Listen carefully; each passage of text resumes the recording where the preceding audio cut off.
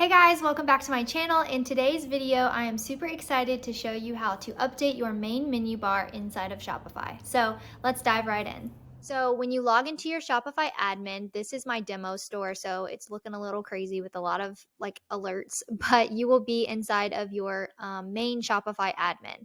So to get to your main menu, what you're going to do is you're going to come over here on the left-hand side and you're going to click online store.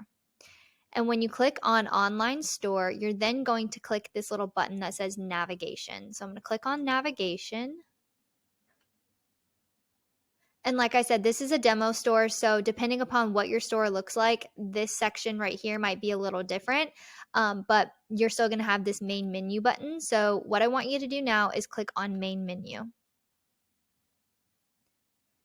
You will see here where it says add menu item. So another note really quickly is in order to add something to your main menu, you have to have already created it.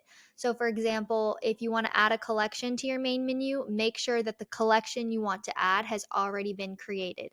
If you want to add a page, make sure that the page has already been created. So for this video, I'm going to add a collection. So I'm going to click on add menu item.